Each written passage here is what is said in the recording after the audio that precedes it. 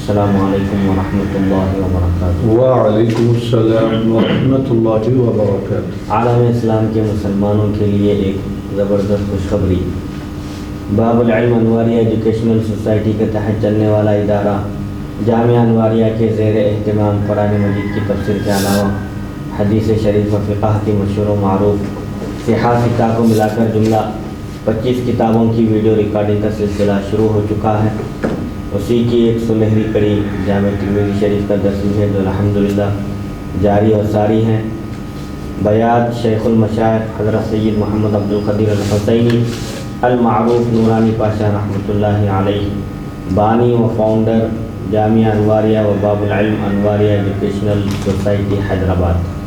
سب سے پہلے عربی عبارت پڑھی جائے گی، حدیث شریف کا ترجمہ کیا جائے گا اور مختصر سی تشریح بھی بیان کی جائے گی تاکہ احادیث شریفہ کا منشا اور مقصد ہم سمجھ سکیں اور ان پر آسانی کے ساتھ عمل پیرا ہو سکیں۔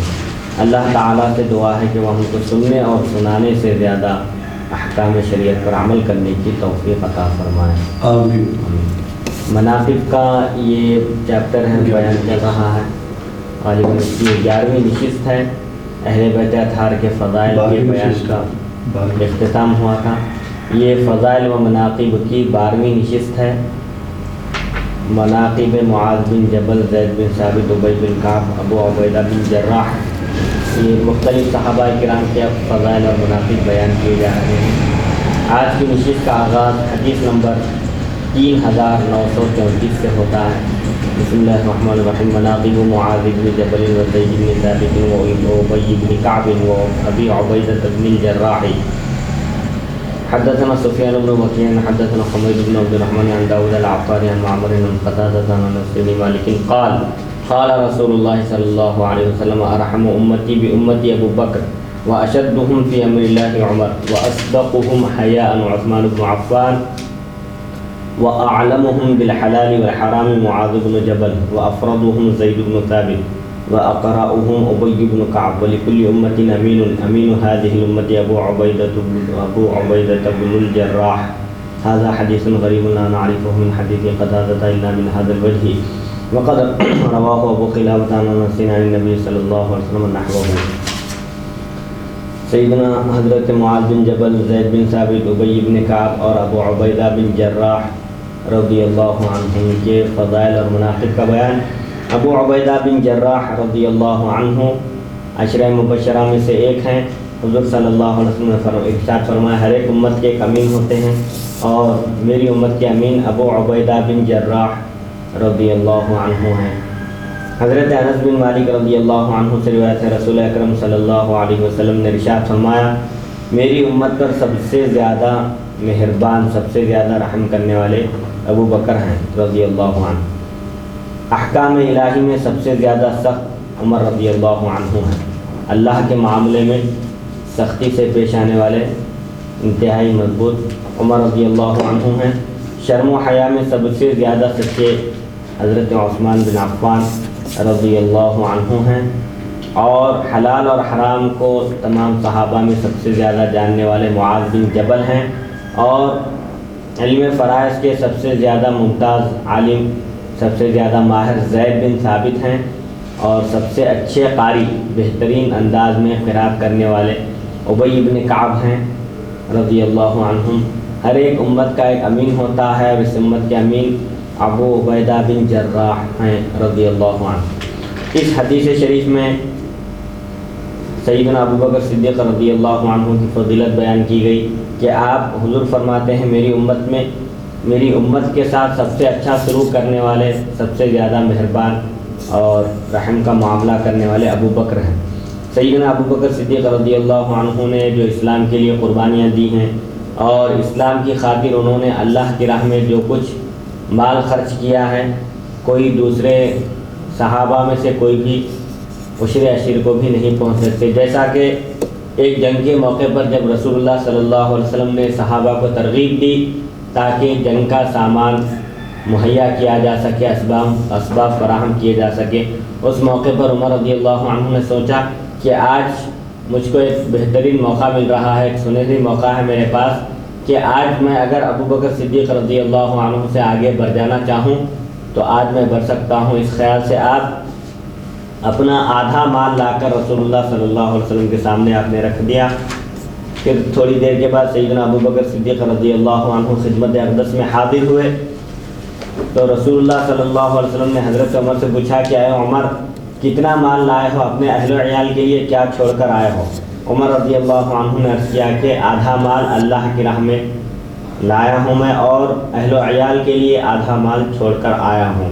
اور جب ابو بکر صدیق رضی اللہ عنہ سے پوچھا گیا کہ اپنے اہل و عیال کے لیے آپ نے کیا چھوڑا ہے، کیا ان کے لیے بھی کچھ رکھا ہے؟ تو ابو بکر صدیق رضی اللہ عنہ نے عرض کیا کہ میں نے اپنے اہل و عیال کے لیے اللہ اور اس کے رسول جو ان کے کفیل ہیں، وکیل ہیں، ان کو کافی سمجھ کر اللہ اور اس کے رسول کو میں نے چھوڑا ہے ان کے لیے، یعنی اللہ اور اس کے رسول ہی ان کے نگہبان ہیں اور ان کی ذمہ داریوں کے کفیل ہیں، مجھے ان کی فکر کرنے کی ضرورت نہیں ہے۔ تو اس موقع پر عمر رضی اللہ عنہ نے کہا تھا کہ آج میں جب آگے نہیں بڑھ سکا ابو بکر صدیق رضی اللہ عنہ سے تو میں پھر کبھی بھی ابو بکر صدیق رضی اللہ عنہ سے نیکیوں میں آگے نہیں بڑھ سکتا۔ تو بہرحال امت کے ساتھ سب سے زیادہ مہربانی کا معاملہ کرنے والے سیدنا ابو بکر صدیق رضی اللہ عنہ ہیں۔ سب سے پہلے آپ نے اسلام قبول کرنے کا شرف حاصل کیا، اس کے بعد آپ کی فکر یہی تھی کہ لوگ جوق در جوق اسلام میں داخل ہوں۔ آپ نے لوگوں کو اسلام کی دعوت دی، ترغیب دی، اور جو غریب مسلمان کمزور تھے، دوسروں کے غلام تھے، اس وقت غلامی کی زنجیروں میں جکڑے ہوئے تھے، آپ نے ان کی آزادی کے لیے بھی مال خرچ کیا، جیسا کہ سیدنا بلال رضی اللہ عنہ ایک امیہ بن خلف نامی ایک شخص کافر کے غلام تھے، وہ آپ پر مظالم ڈھاتا تھا، ظلم و ستم کے پہاڑ توڑتا تھا۔ سیدنا ابو بکر صدیق رضی اللہ عنہ نے اپنے ذاتی پیسوں سے ان کو خرید کر آزاد کر دیا۔ اور عمر رضی اللہ عنہ اللہ کے معاملے میں انتہائی شدید ہیں، سخت ہیں، وہ شریعت کی خلاف ورزی ہرگز برداشت نہیں کرتے۔ چنانچہ سیدنا عمر رضی اللہ عنہ نے ایک مرتبہ صحابہ کے مجمع میں جب آپ خلیفہ تھے پوچھا کہ اگر میں کبھی شریعت کے خلاف کوئی کام کرنے کا حکم دوں تو تم کیا کرو گے؟ 3 مرتبہ آپ نے پوچھا، اگر میں تم کو کسی چیز کی اجازت دے دوں، یعنی شریعت میں ایک رخصت ہے، ایک عزیمت ہے، عزیمت کے بجائے رخصت کو اگر اختیار کرنے کی میں اجازت دے دوں تو تم لوگ کیا کرو گے؟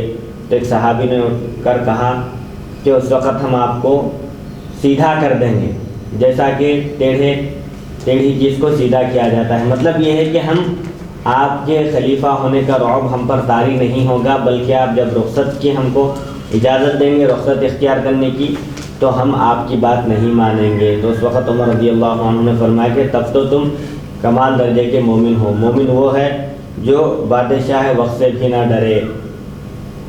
اور سب سے زیادہ حیا کے اعتبار سے سیدنا عثمان بن عفان ہیں، جن سے اللہ کے فرشتے بھی حیا محسوس کرتے ہیں۔ اور حلال اور حرام کا علم سب سے زیادہ معاذ بن جبل رضی اللہ عنہ کو ہے۔ معاذ بن جبل رضی اللہ عنہ کو رسول اللہ صلی اللہ علیہ وسلم نے ایک جگہ گورنر بنا کر روانہ کرنے کا ارادہ فرمایا، تو ان سے پوچھا تھا کہ اے معاذ کس طرح فیصلہ کرو گے؟ اگر تمہارے پاس کوئی فتویٰ آئے، کوئی مسئلہ درپیش ہو تو تم کس بنیاد پر فیصلہ کرو گے، کیسے اس کا حکم بیان کرو گے؟ تو معاذ بن جبل نے عرض کیا کہ میں سب سے پہلے قرآن مجید میں دیکھوں گا، تلاش کروں گا۔ تو حضور فرمایا اگر قرآن مجید میں تم نہ پاؤ، قرآن مجید میں تو ہر ایک مسئلے کا حل موجود ہے، لیکن اگر تمہاری فہم اور تمہاری سمجھ وہاں تک نہ پہنچ سکے تو تم کیا کرو گے؟ تو انہوں نے عرض کیا کہ میں سنت رسول سے فیصلہ کروں گا، احادیث شریفہ میں اس مسئلے کا حکم تلاش کروں گا اور جواب دوں گا۔ حضور فرمایا اگر احادیث شریفہ میں بھی نہ پاؤ، موجود تو ہے لیکن تمہاری رسائی نہ ہو سکے تو اس وقت کیا کرو گے؟ تو انہوں نے عرض کیا تھا کہ میں اپنی رائے سے اجتہاد کروں گا اور اس میں کسی قسم کی کوتاہی نہیں کروں گا۔ کوئی ایک نیا مسئلہ درپیش ہو تو اس مسئلے کا حکم میں اجتہاد کے ذریعے دوں گا، اس کے نظائر تلاش کر کے ان جیسے مسائل میں جو حکم ہیں اس کے لحاظ سے میں مسئلے کا جواب حکم دوں گا اور سوال کا جواب دوں گا۔ تو حضور صلی اللہ علیہ وسلم نے خوشنودی کا اظہار فرمایا تھا اور اللہ کی تعریف بیان کرتے ہوئے فرمایا تھا کہ الحمدللہ الذی وفق رسولہ رسولہ صلی اللہ علیہ وسلم لما يحبه ويرضاه او كما قال صلی اللہ علیہ وسلم، کہ تمام تعریف حمد و ستائش اس اللہ کے لیے ہے جس نے اپنے رسول کے قاصد کو اس چیز کی توفیق بخشی جس سے وہ راضی ہے اور جس کو وہ پسند کرتا ہے۔ اجتہاد کو اللہ تعالیٰ پسند کرتا ہے، اجتہاد سے اللہ راضی ہے۔ اسی لیے حضور صلی اللہ علیہ وسلم نے فرمایا کہ مجتہد جب اجتہاد کرے اور کوشش کے ذریعے اصل حقیقت تک پہنچنے کی کوشش کرے، اگر اس میں کامیاب ہو جائے تو ڈبل اجر ہے، اگر غلطی ہو جائے تب بھی اجر اس سے خالی نہیں ہے۔ اور علم فرائض کے ماہر، علم فرائض سے مراد وراثت کے مسائل، کسی شخص کا انتقال ہونے کے بعد اس کا طریقہ اس کے ورثاء کے درمیان کس طرح تقسیم کیا جائے گا، کس کو کتنا حصہ ملے گا، یہ بھی ایک مستقل فن ہے، اس کی بڑی اہمیت ہے اپنی جگہ۔ اس کو حضور صلی اللہ علیہ وسلم نے آدھا علم قرار دیا۔ انتقال کے بعد جو وراثت تقسیم ہوتی ہے، میراث کا جو مسئلہ ہے، اس علم کی بھی بڑی اہمیت ہے، فضیلت ہے۔ رسول اللہ صلی اللہ علیہ وسلم نے اس علم کے سیکھنے پر ابھارا ہے، ترغیب دی ہے، فرمایا کہ عنقریب میرا وصال ہونے والا ہے اور یہ علم اٹھا لیا جانے والا ہے، لہذا اس علم کو سیکھو۔ اور سب سے زیادہ بہترین قرات کرنے والے، قرآن مجید کی تلاوت کرنے والے اچھے انداز میں ابی بن کعب ہیں، اور ہر ایک امت کے ایک امین ہوتے ہیں، امانت دار ہوتے ہیں، اور میری امت کے امین، اس امت کے امین ابو عبیدہ بن جراح ہیں رضی اللہ عنہ۔ بہرحال اس حدیث شریف میں بعض صحابہ کے فضائل بیان کیے گئے ہیں، جن میں حضرت ابوبکر کا ذکر ہے، حضرت عمر، حضرت عثمان اور زید بن ثابت، معاذ بن جبل، ابی بن کعب، ابو عبیدہ بن جراح رضی اللہ عنہ۔ حدیث نمبر 3935، حدثنا محمد بن بشیر حدثنا عبد الوهاب بن عبد المجيد الثقفي حدثنا خالد بن حذاء عن ابي قلابة عن انس بن مالك قال قال رسول الله صلى الله عليه وسلم لأبي بن كعب ان الله امرني ان اقرا عليك لم يكن الذين كفروا قال وسماني قال نعم فبكى هذا حديث حسن صحيح وقد روي هذا الحديث عن ابي بن كعب عن النبي صلى الله عليه وسلم۔ حضرت انس بن مالک رضی اللہ عنہ سے روایت ہے، رسول اکرم صلی اللہ علیہ وسلم نے حضرت ابی بن کعب رضی اللہ عنہ سے فرمایا، اللہ تعالیٰ نے مجھے حکم دیا کہ میں تمہیں لم یکن الذین کفروا پڑھ کر سناؤں۔ اللہ کا حکم ہے کہ میں سورہ بینہ پڑھ کر سناؤں تم کو۔ حضرت ابی بن کعب رضی اللہ عنہ نے پوچھا حضور صلی اللہ علیہ وسلم سے، اچھا اللہ نے میرا نام لیا ہے؟ آپ نے فرمایا ہاں۔ حضرت ابی بن کعب رضی اللہ عنہ یہ سن کر رو پڑے۔ یہ حدیث حسن صحیح ہے، بواسطہ ابی بن کعب رضی اللہ عنہ بھی نبی کرم صلی اللہ علیہ وسلم سے مروی ہے۔ اس میں سیدنا ابی بن کعب رضی اللہ عنہ کی شان، عظمت اور آپ کی فضیلت منقبت ظاہر ہوتی ہے کہ اللہ تعالیٰ نے حضور صلی اللہ علیہ وسلم کو حکم دیا کہ آپ سورہ بینہ ابی بن کعب کو پڑھ کر سنائیں۔ تو ابی بن کعب رضی اللہ عنہ نے حضور صلی اللہ علیہ وسلم سے پوچھا، کیا اللہ نے میرا نام لے کر فرمایا ہے؟ تو حضور نے فرمایا ہاں اللہ نے تمہارا نام لے کر فرمایا۔ تو فرط مسرت سے وہ رو دیے، خوشی کے موقع پر بھی روتے ہیں، اور کبھی کوئی ایسی خوشی حاصل ہوتی ہے کہ حضرت ابی بن کعب رضی اللہ عنہ کے ساتھ جیسا کہ معاملہ پیش آیا کہ اللہ تعالیٰ نے آپ کا نام لے کر فرمایا۔ تو اللہ تعالیٰ کے جو محبوب ہوتے ہیں اور اللہ تعالیٰ جس کو منتخب کرتا ہے، ان کی شان اور ان کی فضیلت دوسروں کے مقابلے میں زیادہ ہوتی ہے۔ ابی بن کعب رضی اللہ عنہ نے جب یہ پوچھا کہ کیا اللہ نے خاص طور پر میرا نام لے کر فرمایا ہے، اللہ کا حکم ہے یہ؟ تو حضور فرمایا ہاں اللہ کا حکم ہے۔ تو آپ رو دیے اس وقت کہ جو اللہ کے محبوب اور مقرب بندے ہوتے ہیں وہ ہر آن ہر لمحہ اللہ کا ذکر کرتے ہیں، اور اللہ کی بارگاہ میں جب ان کو مقبولیت حاصل ہو جاتی ہے تو وہ اللہ کا شکر بجا لاتے ہیں۔ ایک بزرگ کے ایک مرید ان کے پاس قیام کیے، تہجد کی نماز کے لیے اٹھے۔ جب وہ بزرگ، وہ ولی وضو کر کے نماز کے لیے ٹھہرے، نماز ادا کیے تو آواز آئی، ندا آئی کہ تمہاری عبادت قبول نہیں ہے۔ تو مرید حیرت میں پڑ گئے اور حضرت سے عرض کیے کہ حضرت آپ اتنی مشقت برداشت کر رہے ہیں، اتنی مشقت اٹھا رہے ہیں اور شب بیداری کر رہے ہیں، رات بھر جا کر عبادت کر رہے ہیں، لیکن ندا آ رہی ہے کہ آپ کی عبادت قبول نہیں ہے، اس کے باوجود آپ کیوں اتنی مشقت اٹھاتے ہیں؟ تو اس بزرگ نے کیا پیارا جواب دیا، انہوں نے فرمایا کہ میاں یہ ایک ہی تو در ہے، اگر اس در سے بھی میں دھتکار دیا جاؤں تو میں کہاں جاؤں گا؟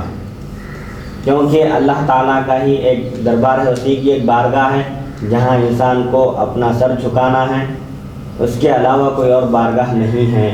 جب وہ بزرگ اس طرح کہے پھر دوبارہ دوسرے دن جب انہوں نے نماز کے لیے رکعت شروع کی، نماز کے لیے نیت باندھی اور نماز شروع کی، تو نماز کے بعد ندا آئی کہ 30 سال سے جو تم عبادت کر رہے ہو سب کے سب عبادتیں ہماری بارگاہ میں قبول ہیں۔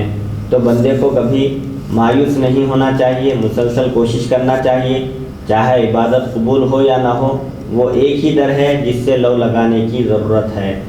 حدیث نمبر 3936 حدثنا محمد بن بشار حدثنا يحيى بن سعيد حدثنا شعبة عن قتادة عن انس بن مالك قال جمع القرآن على عهد رسول الله صلى الله عليه وسلم 4 كلهم من الانصار ابي بن كعب ومعاذ بن جبل وزيد بن ثابت وابو زيد قال قلت لانس من ابو زيد قال احد عمومتي هذا حدیث حسن صحیح۔ حضرت انس بن مالک رضی اللہ عنہ سے روایت ہے، نبی اکرم صلی اللہ علیہ وسلم کے زمانہ اقدس میں 4 صحابہ کرام نے قرآن پاک جمع کیا۔ یہ چاروں کے چاروں انصاری تھے۔ جن 4 صحابہ کو قرآن مجید جمع کرنے کا، حفظ کرنے کا، یاد کرنے کا زبانی شرف حاصل تھا، وہ جملہ 4 صحابہ تھے اور سب کے سب انصاری صحابہ تھے۔ کون کون ہیں وہ؟ حضرت ابی بن کعب، معاذ بن جبل، زید بن ثابت اور ابو زید رضی اللہ عنہ۔ راوی فرماتے ہیں میں نے حضرت انس بن مالک سے پوچھا کہ یہ ابو زید کون ہیں؟ انہوں نے فرمایا میرے ایک چچا ہیں جن کا نام ابو زید ہے، ان کو بھی یہ شرف حاصل ہے کہ رسول اللہ صلی اللہ علیہ وسلم کے عہد مبارک ہی میں انہوں نے قرآن مجید مکمل جمع کر لیا تھا۔ جمع کرنے سے مراد یاد کر لیا تھا۔ حدیث نمبر 3937 حدثنا قتيبة حدثنا عبد العزيز بن محمد بن سهيل بن ابي صالح عن ابيه عن ابي هريرة قال قال رسول الله صلى الله عليه وسلم نعم الرجل ابو بكر نعم الرجل عمر نعم الرجل ابو عبيدة بن الجراح نعم الرجل سيد بن حضير نعم الرجل ثابت بن قيس بن شماس نعم الرجل معاذ بن جبل نعم الرجل معاذ بن عمرو بن الجموح هذا حدیث حسن انما نعرفه من حدیث سہیل۔ حضرت ابو ہریرہ رضی اللہ عنہ سے روایت ہے، رسول اکرم صلی اللہ علیہ وسلم نے ارشاد فرمایا کیا ہی بہترین آدمی ہیں ابو بکر رضی اللہ عنہ، کیا ہی بہترین آدمی ہیں عمر رضی اللہ عنہ، کیا ہی بہترین آدمی ہیں ابو عبیدہ بن جراح، کیا ہی بہترین آدمی ہیں اسید بن حضیر، کیا ہی بہترین آدمی ہیں ثابت بن قیس بن شماس، کیا ہی بہترین آدمی ہیں معاذ بن جبل، کیا ہی بہترین آدمی ہیں معاذ بن عمرو بن جموح۔ اس حدیث شریف میں بعض صحابہ کے فضائل اور مناقب بیان کیے گئے کہ رسول اللہ صلی اللہ علیہ وسلم کی زبان اقدس سے آپ نے فرمایا کہ کیا ہی بہترین آدمی ہیں ابو بکر، عمر، ابو عبیدہ بن جراح، اسید بن حضیر، ثابت بن قیس بن شماس اور معاذ بن جبل، معاذ بن عمرو بن جموح۔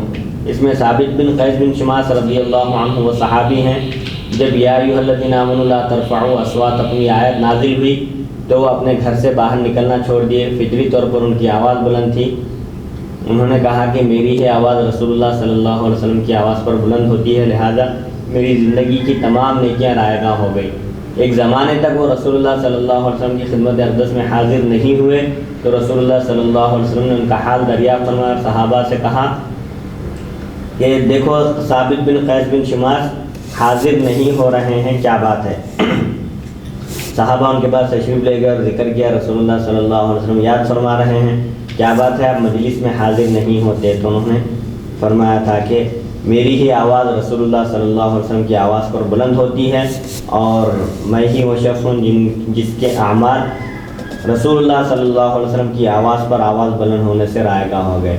پھر جب صحابہ نے یہ کیفیت، یہ حالت رسول اللہ صلی اللہ علیہ وسلم کے سامنے ذکر کی تو آپ نے فرمایا کہ نہیں، فطری طور پر ان کی آواز بلند ہے لیکن وہ ان لوگوں میں سے نہیں ہیں جن کے اعمال رائے گاہ ہو گئے، بلکہ ان کی زندگی اچھی ہوگی اور ان کو شہادت کا مرتبہ ملے گا۔ پیشن گوئی بھی فرما دیا رسول اللہ صلی اللہ علیہ وسلم نے کہ ان کی زندگی بہترین گزرے گی، قابل تعریف زندگی ہوگی، لوگ تعریف کریں گے اور پھر ایک جنگ میں ان کا وصال ہوگا، شہادت کا ان کو مرتبہ حاصل ہوگا۔ حدیث نمبر 3938 حدثنا محمد بن غیلان حدثنا وکیع حدثنا سفیان بن اسحاق عن صلة بن زفر عن حذیفة بن الیمان قال جاء العاقب والسید الى النبی صلی اللہ علیہ وسلم فقال ابعث معنا امینک قال فإني فقال ابعث معنا امینک قال فإني سأبعث معكم امينا حق امين فأشرف لها الناس فبعث أبا عبيدة قال وكان إسحاق إذا حدث بهذا الحديث أمثلة قال سمعته منذ 60 سنة هذا حديث حسن صحيح وقد روي عن عمر وأنس عن النبي صلى الله عليه وسلم أنه قال لكل أمة أمين وأمين هذه الأمة أبو عبيدة بن الجراح۔ حضرت حذیفہ بن یمان رضی اللہ عنہ سے روایت ہے کہ عیسائی سردار اور اس کا نائب نبی اکرم صلی اللہ علیہ وسلم کی خدمت اقدس میں حاضر ہوئے اور عرض کیا ہمارے ساتھ اپنا امین بھیجیے۔ آپ صلی اللہ علیہ وسلم نے فرمایا ان قریب میں تمہارے پاس ایسا امین بھیجوں گا، ایک ایسا امین بھیجوں گا جو واقعی امین ہے، حقیقی معنی میں جو امانت دار ہے اس کو میں بھیجوں گا۔ لوگ اس کی طمع و حرص کرنے لگے، لوگوں کے دل میں خواہش پیدا ہوئی کاش کہ وہ حقیقی امانت دار جس کے بارے میں رسول اللہ صلی اللہ علیہ وسلم نے فرمایا کہ میں ایک ایسا امین بھیجوں گا جو حقیقی معنی میں واقعی امین ہے، امانت دار ہے، تو صحابہ کے دل میں خواہش پیدا ہوئی کہ یہ شرف، ہر ایک صحابی یہ خواہش کرنے لگے، تمنا کرنے لگے کہ یہ شرف مجھ کو حاصل ہو۔ پھر آپ صلی اللہ علیہ وسلم نے حضرت ابو عبیدہ بن جراح رضی اللہ عنہ کو بھیجا۔ راوی فرماتے ہیں ابو اسحاق صلہ بن ظفر سے یہ حدیث بیان کرتے وقت فرماتے تھے میں نے اسے یہ حدیث 60 سال سے سن رکھی ہے، یعنی 60 سال سے میں سن رہا ہوں یہ حدیث، جس میں ابو عبیدہ بن جراح جو عشرہ مبشرہ میں سے ایک خوش نصیب صحابی ہیں ان کی یہ فضیلت بیان کی گئی۔ یہ حدیث حسن صحیح ہے۔ حضرت عمر و انس رضی اللہ تعالی عنہما نبی اکرم صلی اللہ علیہ وسلم سے روایت کرتے ہیں، آپ نے فرمایا ہر ایک امت کا ایک امین ہوتا ہے، ایک امانت دار ہوتا ہے، اور اس امت کے امین ابو عبیدہ بن جراح رضی اللہ عنہ ہے۔ حدیث نمبر 3939 مناقب سلمان الفارسی رضی اللہ عنہ حدثنا سفیان بن وکیع حدثنا ابی عن الحسن بن صالح عن ابی ربیعۃ الایادی عن الحسن بن مسلم بن مالک قال قال رسول اللہ صلی اللہ علیہ وسلم ان الجنة الى ثلاثة علی وعمار وسلمان هذا حدیث حسن غریب لا نعرفه الا من حدیث الحسن بن صالح۔ حضرت انس بن مالک رضی اللہ عنہ سے روایت ہے نبی اکرم صلی اللہ علیہ وسلم نے ارشاد فرمایا جنت 3 آدمیوں کی مشتاق ہے، جنت کو 3 آدمیوں کا شوق ہے، 3 آدمیوں سے ملاقات کا اشتیاق رکھتی ہے۔ وہ 3 کون ہیں؟ حضرت علی، حضرت عمار بن یاسر اور سلمان فارسی رضی اللہ عنہ۔ سیدنا سلمان فارسی رضی اللہ عنہ کی مناقب کے ضمن میں یہ حدیث لائی گئی کہ عام طور پر سب جنت کا اشتیاق رکھتے ہیں، جنت کے مشتاق ہوتے ہیں، ہر ایک مومن کے دل میں یہ شوق اور یہ تمنا ہوتی ہے کہ وہ جنت میں داخل ہو، لیکن یہ 3 خوش نصیب افراد وہ ہیں جن کی خواہش، جن کا اشتیاق خود جنت کو ہے، جنت خود جن کی مشتاق ہے۔ وہ 3 کون ہیں؟ سیدنا علی بن ابی طالب کرم اللہ وجہہ، حضرت عمار بن یاسر اور سلمان فارسی رضی اللہ عنہ۔ سلمان فارسی رضی اللہ عنہ کے اسلام کا بھی ایک طویل واقعہ ہے۔ حضرت سیدنا سلمان رضی اللہ عنہ ابتدا میں مجوسی تھے، آگ کی پوجا کرنے والے تھے۔ آپ کے والد نے آپ کو آگ کی پوجا کے لیے مقرر کر دیا تھا، آپ روزانہ وہ کام کیا کرتے تھے۔ اور ایک مرتبہ حضرت سلمان رضی اللہ عنہ نے ایک عیسائی کو دیکھا، اس کا طریقہ عبادت آپ کو پسند آیا، آپ نے یہ بت پرستی چھوڑ دی، آگ کی پوجا کرنا چھوڑ دیا اور اپنے والدین کے پاس سے راہ فرار اختیار کیا آپ نے۔ اور بہرحال وہ عیسائیوں کے پاس، عیسائی پادریوں کے پاس سے ہوتے ہوئے آپ نے ان کے پاس تربیت حاصل کی، ان کے پاس رہے، چونکہ اس وقت ہر طرف شرک اور کفر پھیل گیا تھا، صرف چند عیسائی، چند نصارہ دین حق پر قائم تھے، اللہ کی وحدانیت کے قائل تھے، حضرت عیسیٰ علیہ السلام کی رسالت پر ایمان رکھتے تھے اور آپ کے احکام پر، آپ کی شریعت پر عمل کرتے تھے۔ چنانچہ سلمان فارسی رضی اللہ عنہ بھی مختلف پادریوں کے پاس سے ہوتے ہوئے آخر میں جس عیسائی کا انتقال ہو رہا تھا، آپ نے اس سے پوچھا کہ اب تمہارا تو معاملہ قریب آ گیا ہے، تمہارے انتقال کا وقت قریب ہے، اب میں تمہارے بعد کس کے پاس جا کر تربیت حاصل کروں؟ تو اس نے کہا کہ اس وقت پوری دنیا میں کفر اور شرک پھیل گیا ہے اور نبی آخر الزمان صلی اللہ علیہ وسلم کے ظہور کا وقت قریب ہے۔ تو آپ نے پوچھا کہ ان کی نشانی کیا ہے، میں کیسے پہچانوں کہ وہ نبی ہے؟ تو اس نے کہا کہ ان کی نشانی، اس نے 3 نشانیاں بتائی۔ پہلی نشانی یہ ہے کہ وہ صدقہ نہیں کھاتے، صدقہ نہ قبول کرتے ہیں نہ کھاتے ہیں، اور دوسری چیز تحفہ قبول کرتے ہیں، اور تیسری چیز ان کی پشت مبارک پر، پشت اقدس پر ان کی مہر نبوت ہے، ختم نبوت کا نشان ہے۔ چنانچہ سلمان فارسی رضی اللہ عنہ، بہرحال واقعات کچھ تفصیلی ہیں، مدینہ منورہ پہنچے، وہاں آپ نے سنا ایک شخص سے کہتے ہوئے کہ ایک نبی ہیں، ایک شخص ہیں جو نبوت کا دعویٰ کر رہے ہیں۔ آپ کھجور کے باغ میں کام کر رہے تھے، کھجور کے درخت پر چڑھ کر کھجور توڑ رہے تھے. جب یہ گفتگو آپ نے سنی تو آپ فوراً نیچے اتر آئے اور پوچھا مالک سے کہ کون ہیں وہ جو نبوت کا دعویٰ کر رہے ہیں. تو مالک نے آپ کو ایک تمانچہ رسید کیا اور کہا کہ آپ اپنا کام کرو. اس کے بعد پھر حضرت سلمان فارسی رضی اللہ عنہ باغبانی کا جو کام کرتے تھے, آپ باغ میں جو کام کرتے تھے, اپنے کام سے فارغ ہونے کے بعد رسول اللہ صلی اللہ علیہ وسلم کی خدمت میں حاضر ہوئے اور کچھ کھجوروں کا نذرانہ پیش کیا. تو حضور نے پوچھا کہ یہ کیا ہے؟ تو آپ نے عرض کیا کہ یہ صدقہ ہے. تو حضور فرمائے کہ میں صدقہ نہیں کھاتا, یہ جو مستحق لوگ ہیں ان میں تقسیم کر دو. پھر دوسرے دن حضرت سلمان نے دل میں کہا کہ یہ پہلی نشانی ہے. پھر دوسرے دن آپ اپنے کام سے فارغ ہونے کے بعد پھر کچھ کھجوروں کا نذرانہ حضور صلی اللہ علیہ وسلم کی بارگاہ میں پیش کیے. تو آپ نے پوچھا کہ یہ کیا ہے؟ تو آپ نے عرض کیا کہ یہ تحفہ ہے, ہدیۃً ہے میری جانب سے. تو آپ صلی اللہ علیہ وسلم نے قبول فرما لیا. اب تیسری نشانی بھی ظاہر ہو گئی. پھر حضرت سلمان فارسی رضی اللہ عنہ نے اسلام قبول کیا اور رسول اللہ صلی اللہ علیہ وسلم نے آپ کے لیے خوشخبریاں عطا فرمائیں. آپ کی عمر کے بارے میں بھی محدثین کے مختلف اقوال ہیں. کوئی کہتے ہیں کہ آپ 350 سال کے تھے, کوئی کہتے ہیں 400 سال کے تھے, اور مختلف اقوال ہیں. لیکن جس قول پر تمام محدثین کا اتفاق ہے وہ ہے 250 سال. حضرت سلمان فارسی رضی اللہ عنہ کی عمر شریف متفق علیہ قول کے مطابق 250 سال تھی.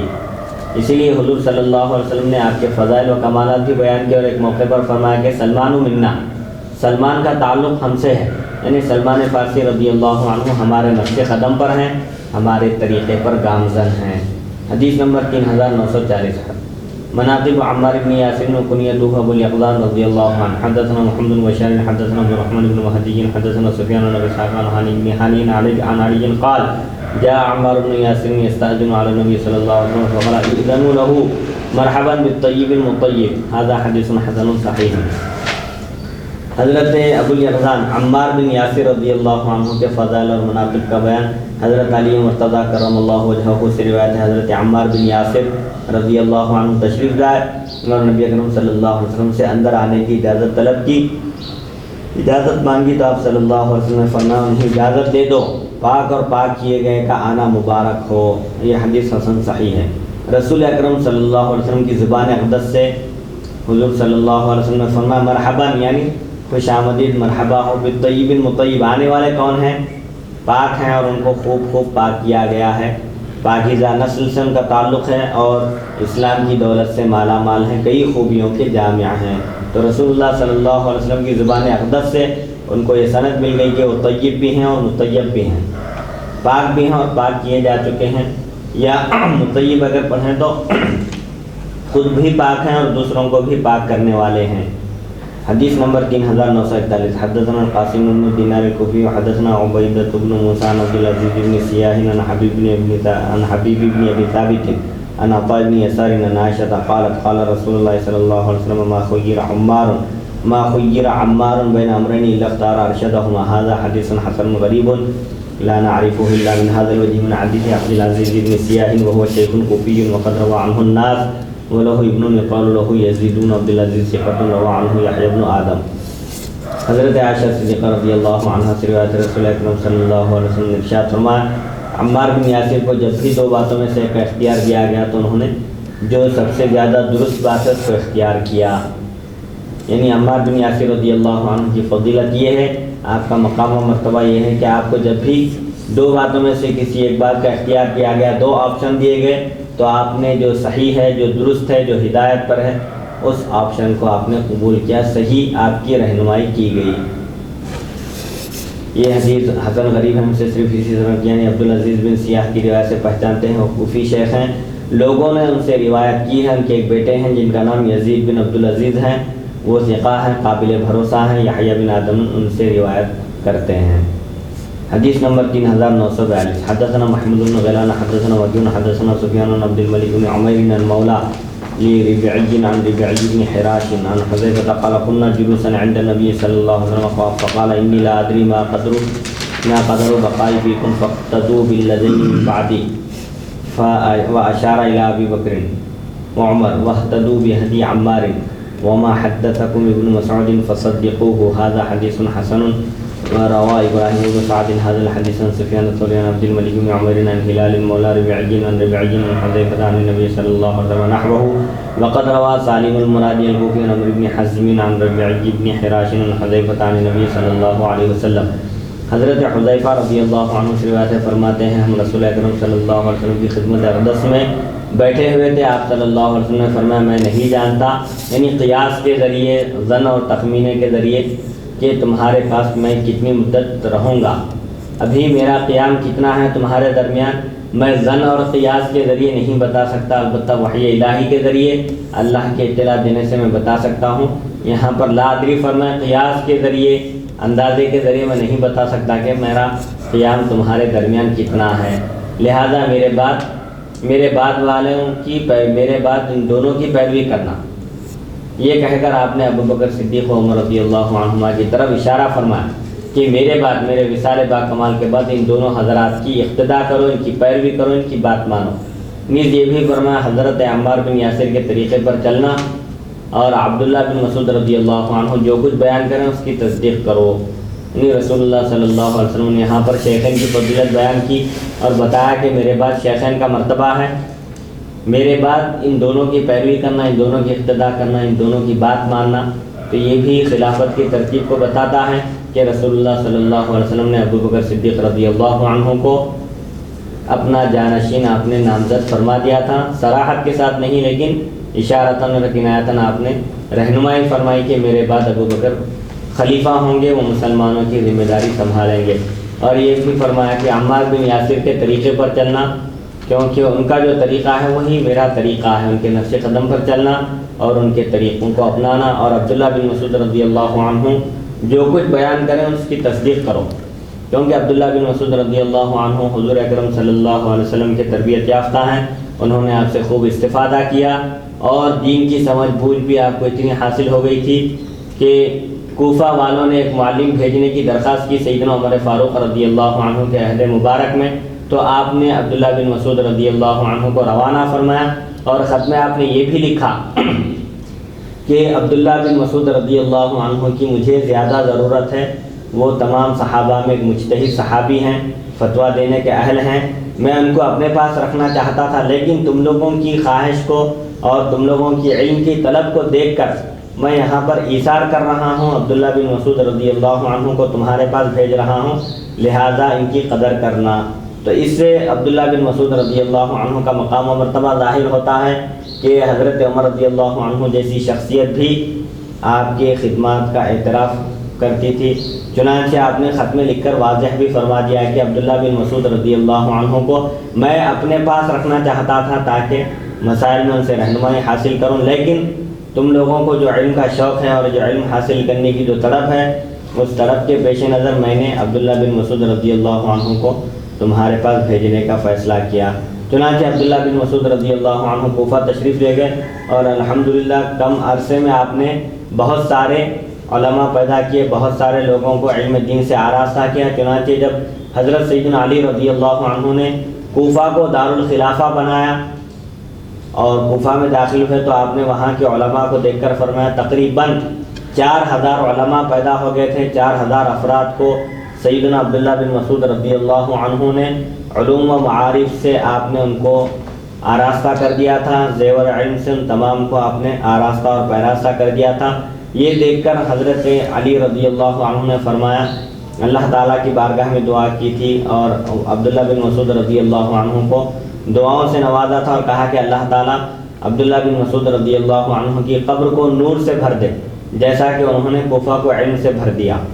تو اس سے سیدنا عبداللہ بن مسعود رضی اللہ عنہ کی فضیلت منقبت ظاہر ہوتی ہے اور حنفی فقہ کا دار و مدار زیادہ تر عبداللہ بن مسعود رضی اللہ عنہ کی احادیث شریفہ، آپ سے جو احادیث شریفہ مروی ہیں انہی روایتوں پر دار و مدار ہے. سیدنا امام اعظم ابو حنیفہ رحمۃ اللہ علیہ عبداللہ بن مسعود رضی اللہ عنہ کی روایتوں کو ترجیح دیتے ہیں کیونکہ وہ صحابہ میں ایک فقیہ صحابی تھے، فتویٰ دینے کے اہل تھے.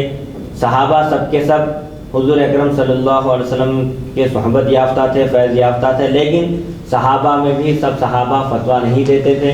فتویٰ دینے والے اجتہاد کے درجے پر فائز چند صحابہ تھے، ان میں عبداللہ بن مسعود رضی اللہ عنہ کا بھی شمار ہوتا ہے.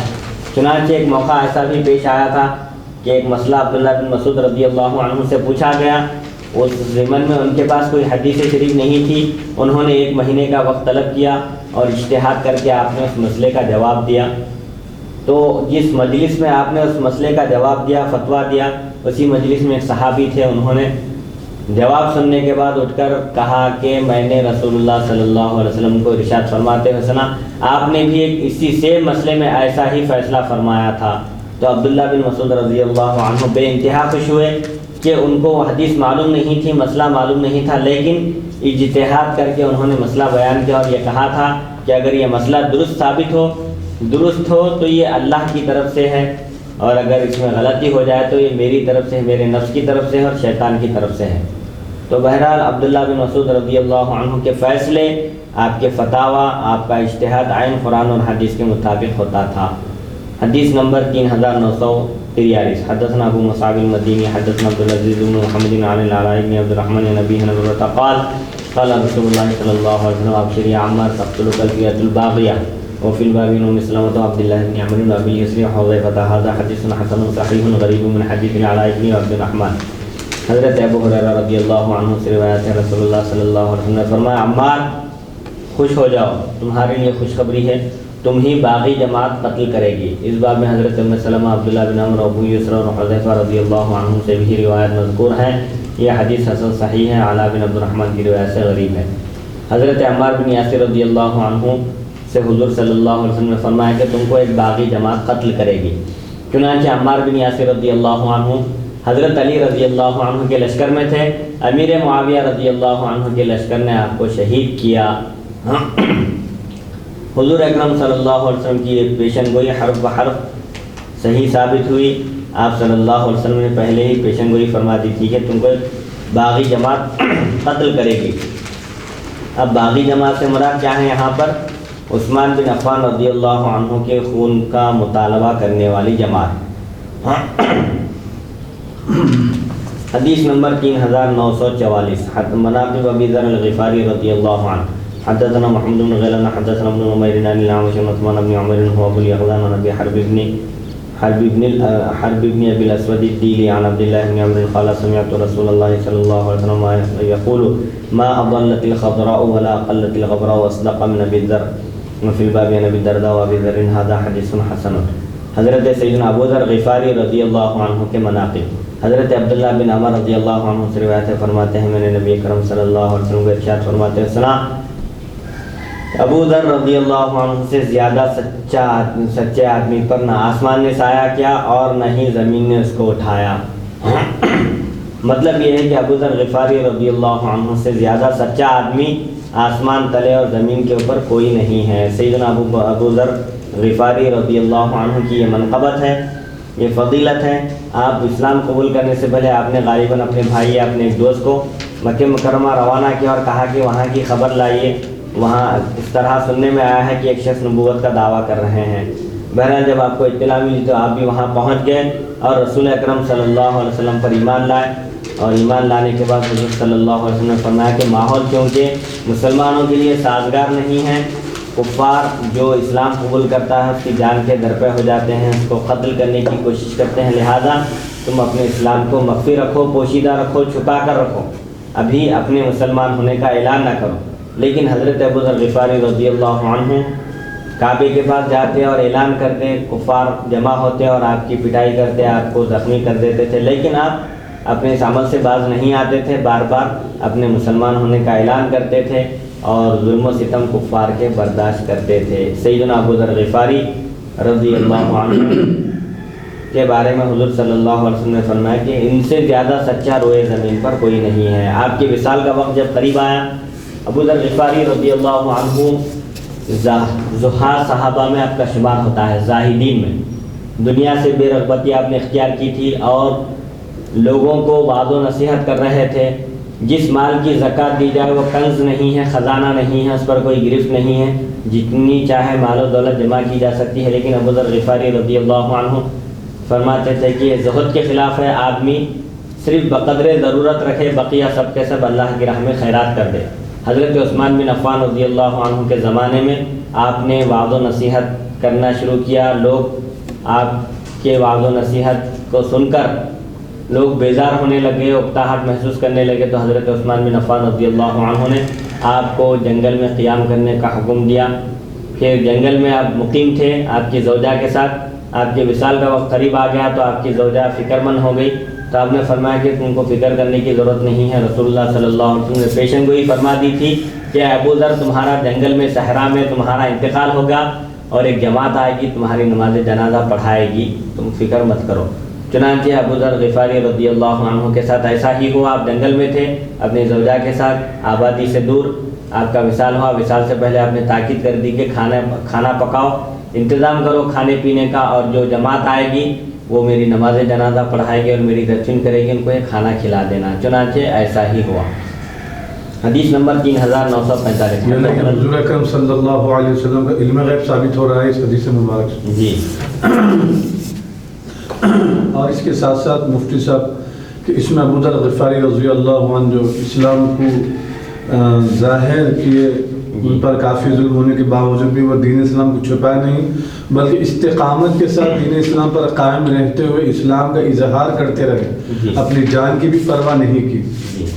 تو ایسی صورت میں ایک تو یہ احادیث مبارک سے ثابت ہو رہا ہے کہ آپ کے اوپر اگر جو ہے جان کا حملہ کیا جائے یا آپ کو ڈرایا جائے، دھمکایا جائے، یا آپ کو قتل کرنے کا جو ہے ڈرایا جائے کہ ہم آپ کا قتل کر دیں گے، آپ اسلام سے پھر جائیں۔ دو صورتیں ہیں اس میں، ایک عزیمت ہے، ایک رخصت ہے۔ عزیمت یہ ہے کہ ختم ہو جانا، مر جانا، لیکن کلمہ کفر زبان سے ادا نہیں کرنا، اور رخصت یہ ہے، اجازت یہ ہے کہ دل مطمئن رہنا، دل میں اللہ کی وحدانیت کا یقین رہنا۔ اگر کوئی تلوار لے کر آ جائے یا دھاری دار آلہ، بہرحال قتل کرنے کی دھمکی دے، مار ڈالنے کی، اور کہے کہ کلمہ کفر کہے، اللہ کا انکار کر، تو زبان سے انکار کرنے کی اجازت ہے، رخصت ہے۔ لیکن عزیمت اور بڑا درجہ یہ ہے کہ انسان شہید ہو جائے، مر جائے، لیکن زبان سے بھی کلمہ کفر نہ کہے۔ دو صورتیں ہیں بس۔ تو صحابہ عزیمت کو اختیار کیے، بعض لوگ رخصت کو اختیار کیے، دونوں پر بھی ملامت نہیں ہے۔ افضل درجہ عزیمت کو اختیار کرنے کا ہے۔ عزیمت یہ ہے کہ انسان مر جائے، شہید ہو جائے، اللہ کی راہ میں قربان ہو جائے، لیکن زبان سے کلمہ کفر نہ کہے۔ لیکن اس میں بعض فقہا یہ فرماتے ہیں، بعض فقہا، اکثریت فقہا کی کس پر یہ تو نہیں معلوم، لیکن بعض فقہا یہ فرماتے ہیں کہ بہتر یہ ہے ایسے موقع پر کہ رخصت کو اختیار کیا جائے، کہ دل ایمان پر قائم رہے، اور زبان سے اگر کفری الفاظ کہنے کے لیے کہا جائے تو بحالت مجبوری کہنا چاہیے، کیونکہ اس کے زیر پرورش اس کے بیوی ہیں، اس کے بچے ہیں، اور اس کا افراد خاندان اس کے زیر پرورش ہیں۔ تو لہٰذا جس کے تحت ہزارہ یعنی کئی افراد زیر پرورش ہیں، ان کی تعلیم، ان کی تربیت، ان کی نگرانی، ان کا کھانا پینا سب اس کے ذمے ہیں، تو ایسے شخص کو چاہیے کہ وہ رخصت اختیار کیا جائے بجائے عزیمت کے۔ لیکن اکثر فقہا کا رجحان تو یہی ہے کہ یہاں پر عزیمت کو اختیار کرنا افضل ہے، رخصت کو اختیار کرنے کی بھی اجازت ہے۔ اگر کوئی کرے تو کوئی مواخذہ نہیں ہوگا، کوئی گرفت نہیں ہوگی، شرعاً اس میں کوئی قباحت نہیں ہے۔ پھر اللہ تعالیٰ قرآن مجید میں جو ارشاد فرماتا ہے کہ اپنی جانوں کو ہلاکت میں مت ڈالو، تو وہ لوگ اس آیت کی روشنی میں یہ فرماتے ہیں کہ بھائی جان کو ہلاکت میں ڈالنا نہیں ہے، جبکہ افراد خاندان میں کافی لوگ ہیں اور کافی ذمہ داریاں ہیں، تو ایسے شخص کو چاہیے کہ دل ایمان پر باقی رکھتے ہوئے، قائم رہتے ہوئے رخصت اختیار کر سکتا ہے۔ رخصت بھی وہی دو چیزیں ہیں یہاں پر، ایک عزیمت ہے، ایک رخصت ہے۔ عزیمت یہ ہے کہ شہید ہو جائے لیکن زبان سے کلمہ کفر نہ کہے۔ قرآن میں خود اللہ تعالیٰ نے اجازت دی ہے کہ اگر کسی کو مجبور کیا جائے تو دل مطمئن رہنا، دل میں پورا یقین رہنا، اطمینان کی کیفیت رہنا، اللہ کی وحدانیت کا یقین، اللہ کے ایک ہونے کا اور دین اسلام کے برحق ہونے کا یقین رکھتے ہوئے اپنی جان بچانے کی غرض سے اگر زبان سے کلمہ کفر کہے ظاہری طور پر تو اس میں کوئی مواخذہ نہیں ہے۔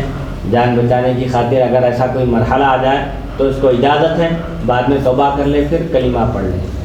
حدیث نمبر 3945۔ حدثنا العباس العنبری حدثنا النضر بن محمد حدثنا اکرمۃ بن عمار حدثني ابو الزبير عن مالك بن مرثد عن ابيه عن ابي ذر قال قال لي رسول الله صلى الله عليه وسلم ما ظلت الخضراء ولا قلت الغبراء من ذي لهجة اصدق ولا اوفى من ابي ذر شبه عيسى بن مريم فقال عمر بن الخطاب كالحاسبي يا رسول الله أفتعرف ذلك أفتعرف ذلك له قال ما تعرفه هذا حديث حسن غريب من هذا الوجه وقد روى بعضهم هذا الحديث فقال أبو ذر يمشي في الأرض بنهد عيسى بن مريم بزهد عيسى بن مريم. حضرت ابو ذر غفاری رضی اللہ عنہ سے روایت ہے، فرماتے ہیں رسول اللہ صلی اللہ علیہ وسلم نے میرے بارے میں فرمایا، ابو ذر سے زیادہ سچے لہجے والا اور ابو ذر سے بڑھ کر وفادار نہ آسمان کے نیچے ہے اور نہ ہی زمین کے اوپر ہے۔ آسمان جن پر سایہ فکن ہیں اور جو لوگ زمین پر قیام کیے ہوئے ان میں ابو ذر غفاری رضی اللہ عنہ سے بڑھ کر سچے لہجے والا، صدق و صداقت والے لہجے والا کوئی نہیں ہے، اور ان سے بڑھ کر وفادار بھی کوئی نہیں ہے۔ یہ آپ کی امتیازی خصوصیت اور فضیلت بیان کی جا رہی ہے۔ اس کا مطلب یہ نہیں ہے کہ ابو بکر صدیق رضی اللہ عنہ سچے نہیں ہیں، نعوذ باللہ من ذالک، ایسا نہیں ہے، بلکہ یہ خصوصیتیں ہوتی ہیں، ان کی امتیازی صفتیں بیان کی جاتی ہیں۔ ہر ایک کے اندر اللہ تعالیٰ جدا گانا ایک الگ الگ صفت رکھتا ہے۔ چنانچہ ابو ذر غفاری رضی اللہ عنہ سے زیادہ سچے لہجے والا اور ان سے بڑھ کر وفادار نہ آسمان کے نیچے کوئی ہے اور نہ ہی زمین کے اوپر۔ اس میں بعض علماء اور محدثین یہ فرماتے ہیں کہ مفتی صاحب کہ یہ جو دیگر صحابہ کی جو فضیلت بیان کی گئی ہے تو یہ 4 خلفۂ راشدین کے بعد ہی ان کا نمبر آئے گا تمام چیزوں میں، خواہ وہ کسی بھی خصوصیت کے مالک کیوں نہ ہو، جیسے ابو بکر، عمر فاروق، عثمان غنی رضی اللہ عنہ، حضرت علی رضی اللہ عنہ کے بعد جو خصوصیتیں بیان کی جائیں گی تمام صحابہ بتدریج ان کے بعد ہی جو ہے اس کا اطلاق کیا جائے گا۔ کیونکہ صحابہ کی جو ترتیب بتائی گئی ہے، تمام صحابہ میں ابو بکر صدیق، پھر عمر فاروق، پھر حضرت عثمان، پھر حضرت علی، پھر ان کے بعد 6 عشرہ وہ 6 خوش نصیب صحابہ جنہیں دنیا میں جنت کی خوشخبری دی گئی، پھر ان کے بعد بدری صحابہ ہے، جنگ بدر میں شریک ہونے والے، پھر جنگ احد میں شریک ہونے والے، پھر بیعت رضوان میں شریک ہونے والے، پھر فتح مکہ کے موقع پر جو شریک تھے۔ بہرحال یہ ترتیب ہے۔ تو یہ جو دیگر صحابہ کے جو فضائل اور مناقب بیان کیے جا رہے ہیں یہ خلفائے راشدین کے بعد ہی ہیں۔ اور حضرت ابو ذر غفاری رضی اللہ عنہ عیسیٰ بن مریم کے مشابہ ہیں، ان سے مشابہت رکھتے ہیں۔ حضرت عمر رضی اللہ عنہ نے رشک کرنے والے کی طرح عرض کیا، یا رسول اللہ صلی اللہ علیہ وسلم کیا آپ ان کی یوں تعریف کرتے ہیں؟ تو حضور صلی اللہ علیہ وسلم نے ارشاد فرمایا، ہاں تم بھی ان کی تعریف کرو، تم بھی ان کے مقام و مرتبے کو پہچانو، ان کی قدر کرو۔ یہ حدیث اس سند سے غریب ہے۔ بعض محدثین نے یہ حدیث بیان کی اور فرمایا حضرت ابو ذر غفاری رضی اللہ عنہ زمین پر حضرت عیسیٰ علیہ السلام کے زہد سے چلتے ہیں، یعنی حضرت ابو ذر غفاری رضی اللہ عنہ زہد و تقویٰ میں عیسیٰ بن مریم علیہ السلام کے نقش قدم پر ہیں۔ عیسیٰ علیہ السلام کا بھی کوئی گھر نہیں تھا، کوئی مکان نہیں تھا، آپ سفر کیا کرتے تھے اور دوران سفر ہی آپ تبلیغ کا فریضہ انجام دیتے تھے۔ کسی ایک جگہ آپ کا قیام نہیں ہوتا تھا، جہاں رات ہوتی تھی چاہے وہ جنگل ہو، بیابان ہو، صحرا ہو، وہیں آپ آرام کرتے تھے۔ تو عیسیٰ علیہ السلام کا زہد کیا تھا؟ آپ کے پاس نہ مال و دولت تھی اور نہ ہی دنیاوی اسباب و وسائل، اس کے باوجود آپ برابر اللہ کے دین کا کام کیا کرتے تھے۔ ایسے ہی ابو ذر غفاری رضی اللہ عنہ بھی کسی چیز کے مالک نہیں تھے، وہ مال و دولت کو جمع کر کے رکھنے کو بھی برا سمجھتے تھے، اسی لیے ہاتھ میں ڈنڈا لے کر وہ گھومتے تھے، وعظ و نصیحت کرتے تھے۔ جو زکوٰۃ ادا کر دیتے تھے اپنے مال کی، شریعت میں اجازت ہے، زکوٰۃ ادا کرنے کے بعد جتنا چاہے آدمی مال رکھ سکتا ہے، اس کو اجازت ہے، لیکن ابو ذر غفاری رضی اللہ عنہ اس کو زہد و تقویٰ کے خلاف سمجھتے تھے اور صحابہ کو سب کو آگاہ کرتے تھے، نصیحت کرتے تھے۔ لوگ آپ کو برداشت نہیں کیے اور حضرت عثمان بن عفان رضی اللہ عنہ سے شکایت کیے۔ آپ خلیفہ ہونے کی حیثیت سے آپ نے ان کو شہر کے باہر قیام کرنے کا حکم دیا، کیونکہ لوگ ان سے بیزار ہو جا رہے ہیں اور ان سے اکتا جا رہے ہیں، حالانکہ وہ زہد و تقوی کی تعلیم دے رہے ہیں۔ تو اس کے باوجود چونکہ لوگ زکوٰۃ ادا کرنے کے باوجود شرعاً جب اجازت ہے مال رکھنے کی اور یہ کہتے ہیں کہ مال قطعاً نہیں جمع کرنا چاہیے، بہرحال دونوں بھی حق پر ہیں۔ حضرت ابو ذر غفاری رضی اللہ عنہ کا مقصد یہ تھا کہ انسان دنیا میں جب آیا ہے تو اللہ کی خوشنودی حاصل کرنے کے لیے، اللہ کی معرفت حاصل کرنے کے لیے آیا ہے، اور جب دنیا سے جائے گا تو خالی ہاتھ جائے گا، تو یہ مال و دولت جمع کرنے کی ضرورت کیا ہے؟ اور جو صحابہ مال و دولت جمع کرنے کو برا نہیں سمجھتے تھے، ان کا مقصد یہ تھا کہ مال و دولت کے ذریعے غریبوں کی مدد کی جا سکتی ہے، مسکینوں کی اور محتاجوں کی مدد کی جا سکتی ہے، انسان دین کے کاموں میں مال و دولت کے ذریعے مدد حاصل کر سکتا ہے، لہذا اس میں کوئی قباحت نہیں ہے۔ دونوں بھی اپنی جگہ درست ہے۔ مگر اس میں ان لوگوں کے لیے تعلیم ہے، خاص کر غیر مسلم لوگوں کے لیے، کہ آپ دیکھیے دنیا میں غالباً کسی بھی ملک میں، خاص کر حیدرآباد اور پاکستان جیسے ملکوں میں تو 1 کروڑ سے زیادہ ایک شخص اپنے پاس رکھ نہیں سکتا ملکیت۔ تو وہ اگر زیادہ اگر اس کے پاس پیسے ہوں گے، اگر وہ ظاہر ہو گیا، معلوم ہو گیا، تو سیدھا حکومت اس پر قابض ہو جاتی ہے اور وہ پورے پیسے جو ہے ہڑپ کر لیتی ہے، کھا جاتی ہے۔ لیکن دیکھیے دین اسلام کا اتنا بڑا جو ہے فائدہ ہے صدقہ اسلام کا، کہ اسلام میں زکوٰۃ ادا کرنے کے بعد اس کے پاس 10 ارب ہو، 10 ملین ہو، ٹریلر ہو، یعنی پوری دنیا اس کی ملکیت میں ہو، وہ صرف زکوٰۃ ادا کر دیا تو وہ ساری جائیداد کا مالک ہو جاتا ہے اور وہ اپنے پاس رکھنے کا حق رکھتا ہے، کوئی حکومت اس پر قابض نہیں ہو سکتی۔ لیکن آپ دیکھیے اب یہ موجودہ جو حکومتیں ہیں، یہاں پر 1 کروڑ سے زیادہ نہیں رکھ سکتا، وہ بھی ٹیکس ادا کرنا پڑے گا ہر لاکھ کے اوپر، پھر اس میں بھی ٹیکس ہے، پھر دیگر چیزوں میں ٹیکس۔ اسلام میں ٹیکس ویکس کچھ بھی نہیں، صرف اور صرف زکوٰۃ۔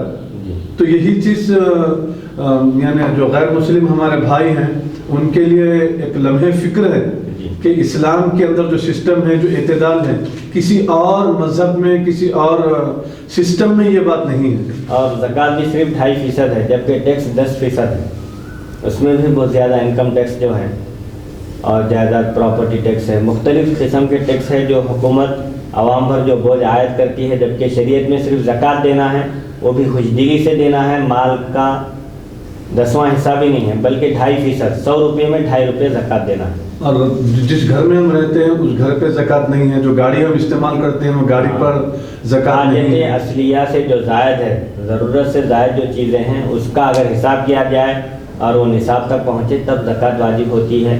اور مال و دولت ہے، سونا چاندی ہے، اس کے لیے 1 سال گزرنا بھی شرط ہے۔ لیکن حکومت میں ایسا نہیں ہے، تم رہنے کے لیے گھر بناؤ یا استعمال کرنے کے لیے گاڑی بناؤ یا نصاب ہو یا مت ہو، ہر چیز میں ٹیکس دینا ضروری ہے۔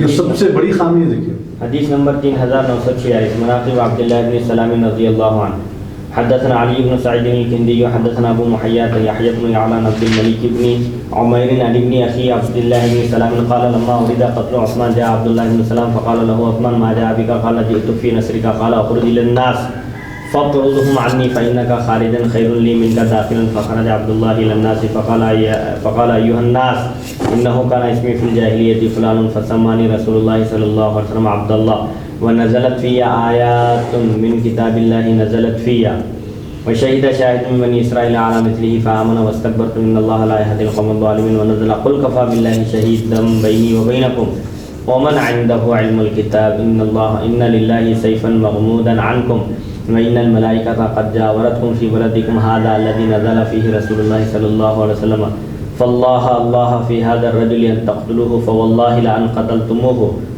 لئن لتطردن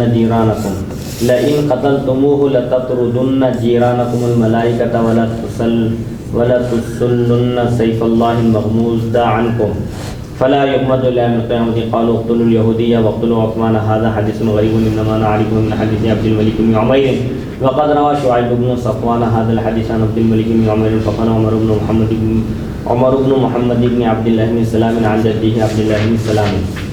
حضرت عبداللہ بن سلام رضی اللہ عنہ کے فضائل اور مناقب کا بیان ہے۔ ابتدا میں یہودی تھے، حضور اکرم صلی اللہ علیہ وسلم جب مدینہ منورہ تشریف لائے، مدینے میں داخل ہوئے تو انہوں نے آپ صلی اللہ علیہ وسلم کا چہرہ مبارک دیکھ کر ہی تال لیا، محسوس کر لیا کہ یہ کذاب کا چہرہ نہیں ہے، یہ انتہائی پاکیزہ اور سچ بولنے والے شخص کا چہرہ ہے۔ اور سب سے پہلے رسول اللہ صلی اللہ علیہ وسلم جب مدینے میں داخل ہوئے، آپ جو گفتگو فرمائے وہ یہ تھی کہ سلام کو عام کرو، سلام کرنے سے آپس میں محبت بڑھتی ہے، کینہ بغض دور ہوتا ہے، اور کھانا کھلانے کا اہتمام کرو، غریبوں اور مسکینوں کی اس طرح مدد ہو جاتی ہے، اور شب بیداری کرو، رات میں اٹھ کر نماز پڑھو جبکہ سب لوگ سو رہے ہوں، آرام کر رہے ہوں، اس میں اخلاص ہوتا ہے اور اللہ کی خوشنودی بھی حاصل ہوتی ہے۔ تو عبداللہ بن سلام رضی اللہ عنہ کے فضائل اور مناقب یہ ہیں کہ آپ کی شان میں آیتیں بھی نازل ہوئی۔ حضرت عبداللہ بن سلام کے بھتیجے عبد الملک بن عمیر سے روایت ہے، جب حضرت عثمان رضی اللہ عنہ کو شہید کرنے کا ارادہ کیا گیا، باغیوں نے آپ کے گھر کا محاصرہ کیا اور آپ کو شہید کرنے کی سازش کی، ارادہ کر لیا، تو حضرت عبداللہ بن سلام رضی اللہ عنہ تشریف لائے۔ حضرت عثمان رضی اللہ عنہ نے پوچھا کیسے آنا ہوا؟ حضرت عثمان کے پاس حضرت عبداللہ بن سلام رضی اللہ عنہ آئے تو حضرت عثمان بن عفان رضی اللہ عنہ نے پوچھا کہ کیسے آنا ہوا؟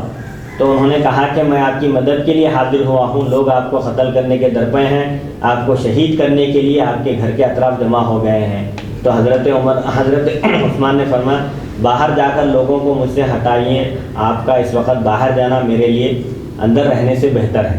آپ میری مدد کے لیے آئے ہیں، یہ بہت اچھی بات ہے، لیکن اندر رہیں گے تو کوئی مدد نہیں کر سکیں گے، لوگ باہر ہیں، شور باہر برپا ہے، شورش ہے، آپ باہر جائیے اور لوگوں کو نصیحت کریے، لوگوں کو سمجھائیے۔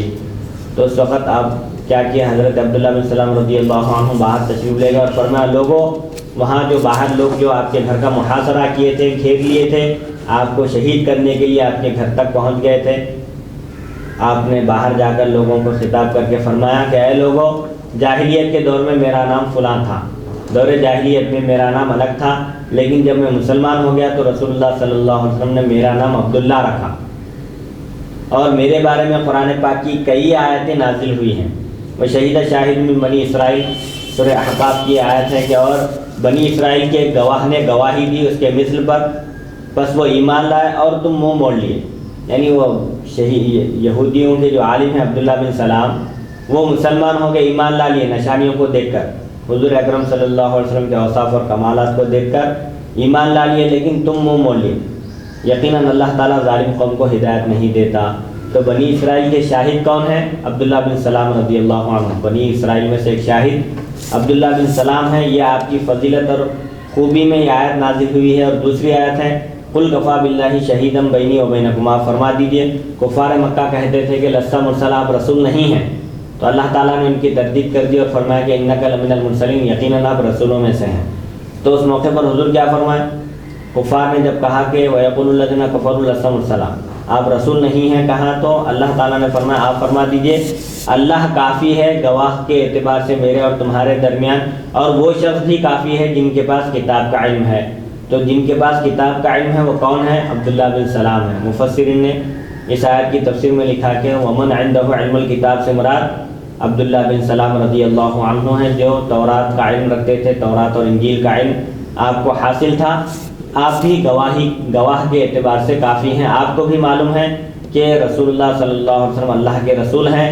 آپ کی جو نشانیاں بتائی گئی ہیں، یہود و نصارہ حضور اکرم صلی اللہ علیہ وسلم کی جو نشانیاں بیان کی گئی ہیں، ان نشانیوں کی وجہ سے آپ کو پہچانتے تھے جیسا کہ اپنے بیٹوں کو پہچانتے ہیں، بلکہ بیٹوں کو پہچاننے سے زیادہ معرفت ان کو رسول اللہ صلی اللہ علیہ وسلم کی حاصل تھی۔ آپ یہ فضائل و کمالات بیان کر کے فرماتے ہیں یقیناً اللہ کی ایک تلوار ہے جو تم سے نیام میں ہے، تلوار نیام میں ہے، ابھی باہر نہیں نکلی، وہ بند ہے ابھی تک تلوار۔ فرشتے اس شہر میں تمہارے پڑوسی ہیں۔ مدینہ منورہ دارالخلافہ ہے، تو فرماتے ہیں کہ مدینہ منورہ کی یہ فضیلت ہے کہ یہاں فرشتے پہرا دے رہے ہیں، فرشتے تمہارے پڑوسی ہیں، اور ایک تلوار ہے اللہ کی جو نیام میں ہے، ابھی باہر نہیں آئی، لہٰذا تم اس کو نیام ہی میں رکھو۔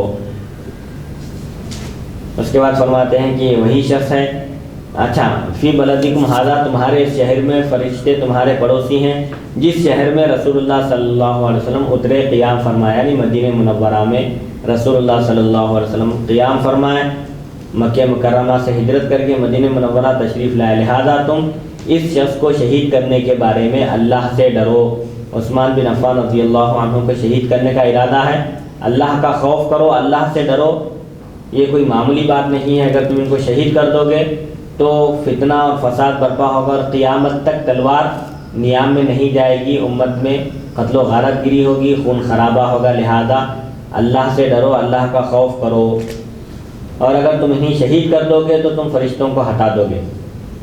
اب جو فرشتے یہاں حفاظت کر رہے ہیں، پہرا دے رہے ہیں، اس مقدس شہر کی پاسبانی کر رہے ہیں، تمہارے پڑوسی بنے ہوئے ہیں، اگر تم ان کے خون سے اپنے ہاتھوں کو رنگ دو گے تو فرشتے یہاں سے ہٹ جائیں گے، اور اللہ تعالیٰ کی تلوار کو میان سے باہر لے آؤ گے تم، جو ابھی تک میان میں ہے، پھر وہ قیامت تک میان میں نہیں جائے گی۔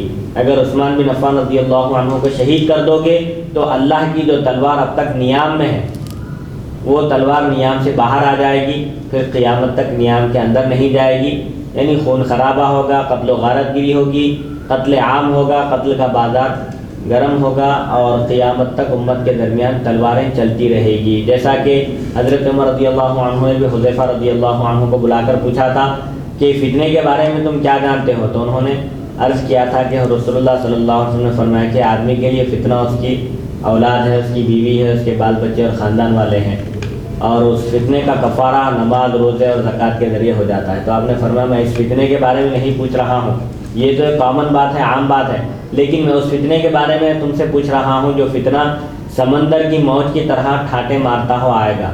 تو حضرت حذیفہ نے عرض کیا تھا کہ اس فتنے سے آپ کا کوئی تعلق نہیں ہے، آپ کے ہوتے ہوئے وہ فتنہ برپا نہیں ہو سکتا. وہ فتنہ تو سیدنا عثمان بن عفان رضی اللہ عنہ کی شہادت کے موقع پر سر اٹھائے گا اور پھر قیامت تک وہ فتنہ دبے گا نہیں. تو حضرت عمر نے پوچھا تھا کہ وہ فتنے کے درمیان آپ دروازہ ہیں، تو آپ نے پوچھا وہ دروازہ کھولا جائے گا یا توڑ دیا جائے گا؟ تو حضرت حذیفہ نے عرض کیا کہ وہ دروازہ توڑ دیا جائے گا. تو حضرت عمر نے فرمایا جب توڑ دیا جائے گا تو تب تو قیامت تک بند نہیں کیا جا سکے گا. کھولا گیا تو امکان ہے کہ بند کیا جا سکتا ہے، لیکن جب توڑ دیا گیا تو پھر اب کوئی صورت نہیں ہے. لہذا حضرت سیدنا عثمان بن عفان رضی اللہ عنہ کی شہادت کے بعد مسلمانوں کے درمیان قتل و غارت گیری کا ماحول ہوا اور طرفین سے دونوں طرف سے جنگیں ہوئی. جیسا کہ سیدنا علی بن ابی طالب کرم اللہ وجہہ اور امیر معاویہ رضی اللہ عنہ کے درمیان جو جنگیں ہوئی، ان جنگوں کا مقصد یہی تھا. ادھر سے امیر معاویہ رضی اللہ عنہ عثمان بن عفان رضی اللہ عنہ کے خون کا بدلہ چاہتے تھے. وہ ایک جماعت کو لے کر اٹھے اور انہوں نے حضرت علی رضی اللہ عنہ جو خلیفہ وقت ہیں ان سے مطالبہ کیا کہ وہ قاتلین عثمان بن عفان رضی اللہ عنہ سے قصاص لیں یا ان کو ہمارے حوالے کریں، کیونکہ ماحول اس وقت تک بالکل افراتفری کا شکار ہو چکا تھا. حالات بھی ایسے نہیں تھے کہ قاتلوں کا پتہ چلایا جا سکے. کئی ایک لوگ دعویٰ کر رہے تھے اور یہ کہہ رہے تھے کہ ہم نے عثمان بن عفان کو شہید کیا. ایک شخص، دو شخص، 8 شخص، 10 شخص قتل کر سکتے ہیں، لیکن ہزاروں کا مجمع جب یہ کہے کہ ہم نے قتل کیا ہے تو قصاص پھر کس سے لیا جائے گا؟ قاتل متعین نہیں ہے، اسی لیے دشواریاں پیش آ رہی تھی. بہرحال حضرت عثمان بن عفان رضی اللہ عنہ کی شہادت کے بعد امت میں تلواریں چلنے لگی اور یہ فتنہ قیامت تک جاری رہے گا. اصل میں یہ جو بیان لایا گیا ہے حضرت عبداللہ بن سلام رضی اللہ عنہ کے فضائل اور مناقب بیان کرنے کے لیے حدیث شریف امام ترمذی نے بیان کی. اس میں اب جیسا کہ ابھی 2 آیتیں بھی ذکر کی گئی کہ بنی اسرائیل کے ایک شاہد ہیں وہ عبداللہ بن سلام ہیں، ان کے بارے میں آیت نازل ہوئی، اور ومن عندہ علم الکتاب سے مراد بھی عبداللہ بن سلام ہیں.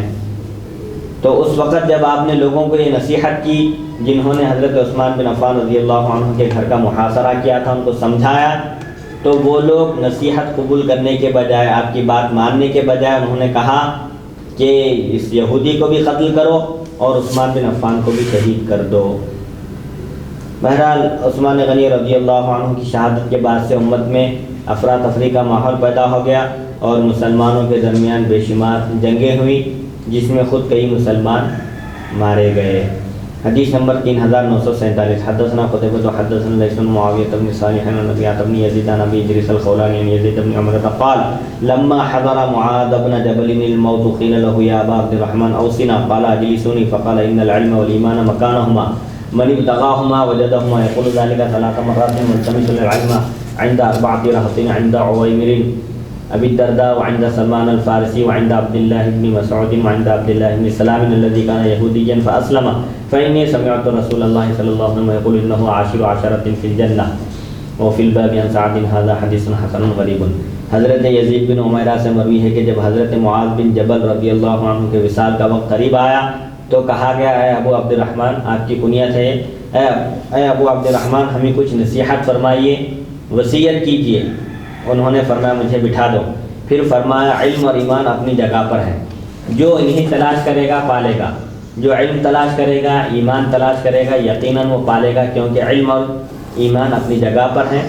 صرف فرق یہ ہے، صرف کوشش کرنا ہے بس. جو شخص علم حاصل کرنا چاہتا ہے علم ملے گا اس کو، ایمان کی دولت چاہتا ہے ایمان کی دولت بھی ملے گی.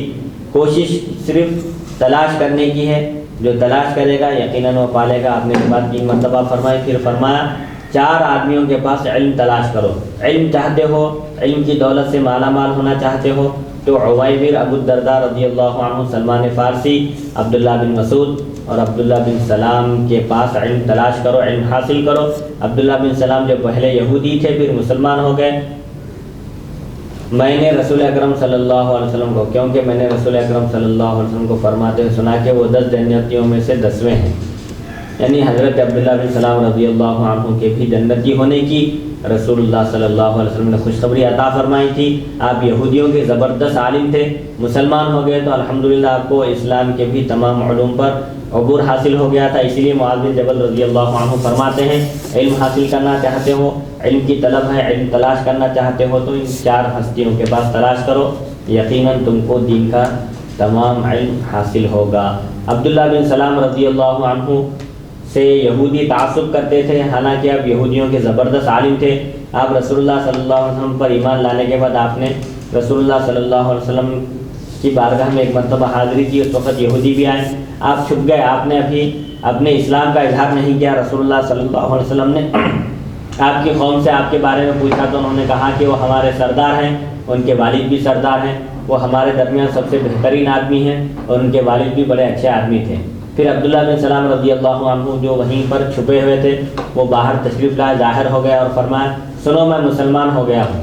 یہ کہنا تھا, وہ لوگ کہنے لگے کہ یہ ہمارے سب سے بدترین شخص ہیں اور ان کے والد بھی بدترین تھے. بہرحال یہودی جب تک وہ یہودیت پر قائم ہے بول کر معلوم تھا, ان کی تعریف کرنے لگے, اور جب معلوم ہوا کہ وہ یہودیت چھوڑ کر مسلمان ہو گئے ہیں تو پھر وہ تعصب اور بغض کی بنیاد پر ان کو برا بھلا کہنے لگے. یہ یہودیوں کی فطرت ہے کہ وہ اس طرح کا عمل کیا کرتے تھے, اس طرح کی گفتگو کیا کرتے تھے, یہ شروع ہی سے ان کی فطرت رہی ہے. اس حدیث شریف میں عبداللہ بن سلام رضی اللہ عنہ کے فضائل اور مناقب پر آج کی نشست کا اختتام ہوتا ہے. الحمدللہ حدیث نمبر 3934 سے آج کی نشست کا آغاز ہوا تھا. حدیث نمبر 3947 پر اللہ کی توفیق اور اس کی مدد سے آج کے اس درس کا اختتام ہوتا ہے. اللہ تعالیٰ سے دعا ہے کہ وہ ہم کو سننے اور سنانے سے زیادہ احکام شریعت پر عمل کرنے کی توفیق عطا فرمائے. وصلی اللہ تعالیٰ علی خیر خلقہ سیدنا محمد و آلہ و صحبہ اجمعین والحمد للہ رب العالمین.